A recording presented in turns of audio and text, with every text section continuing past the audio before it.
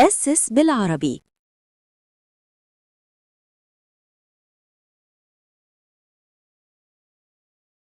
مشاهدي اي سي سي عربيك، اهلا وسهلا بيكم في الحلقه رقم 4 من كورس ايس المدرب الشخصي والمترجم باللغه العربيه شابتر 4، الا وهو بعنوان Effective Communication and Goal Setting and Teaching Techniques. ركز معايا النهارده كويس جدا، لان الحلقه دي هتزود عندك مجموعه من المهارات المهمه لاي مدرب شخصي عشان يقدر يبيع كويس ويكون مقنع للعميل بتاعه. عشان كده من المواضيع اللي هندرسها النهارده في الشابتر ده، اول حاجه identify the stages of the client personal trainer relationship.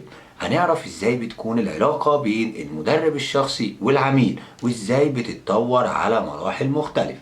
رقم 2 implement practice to enhance client personal trainer Robert, including respecting cultural differences, using effective verbal and non-verbal communication technique, and maintaining professional boundaries. وهنا هنطبق مع بعض عدة طرق هتخلي العلاقة بينك وبين العميل أحسن حاجة، زي احترام الفروقات الثقافية واستخدام طرق التواصل الفعالة سواء بالكلام أو من غير كلام، وكل ده في إطار حدود المهنية.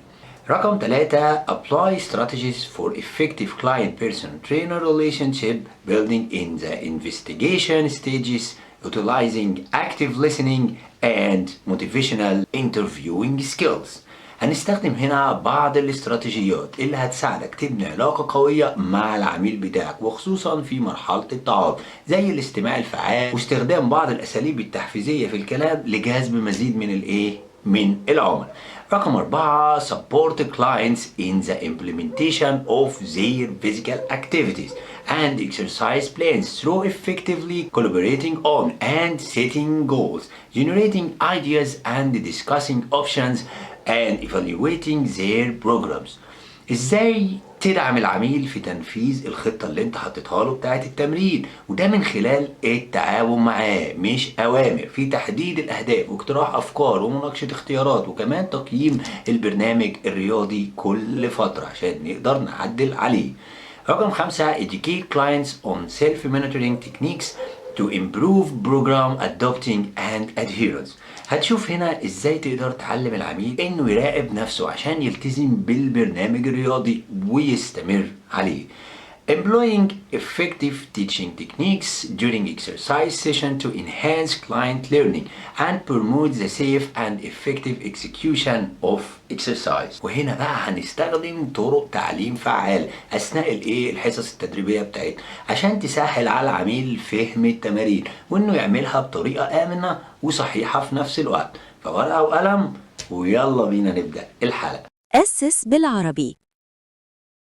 الشكل اللي قدامك على الشاشة ده بيبين ملخص بسيط لعلاقة المدرب بالعميل، تقدر تعتبرهم 4 مراحل: رابورت، انفستيجيشن، وبلاننج، واكشن. يعني ايه رابورت؟ يعني مرحلة بناء الثقة. المدرب هنا بيحاول يفهم العميل كويس جدا ويكتسب الثقة بتاعته، ودي مرحلة مهمة جدا.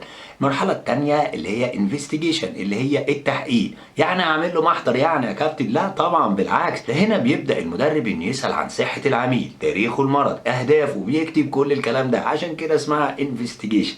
المرحلة الثالثة هي مرحلة التخطيط، وهنا بيحط المدرب خطة تتناسب مع العميل بناء على المعلومات اللي جمعها. اما المرحلة الأخيرة هي الاكشن، التنفيذ. العميل بيبدأ بتنفيذ التمارين اللي المدرب قال له عليها. تعالوا نبدأهم واحدة واحدة كده عشان نفهم ايه المهارات اللي لازم نتعلمها هنا كمدرب شخصي عشان نبقى مدربين دوليين زي ما قال الكتاب.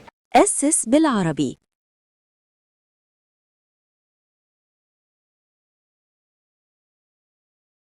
This is the most professional master trainer in the Middle East, Coach Ahmed Megahype, founder of Oso's Belarabi, a movement built to spread real fitness knowledge, helping other trainers learn the right way. Through sanity to nutrition, to injuries, to biomechanics, everything you need, all in one place. Join Join us now, this is your time. Step up strong, get on your grind. Ossos Bellarabi, we lead the way. Be a pro, started too late. Join us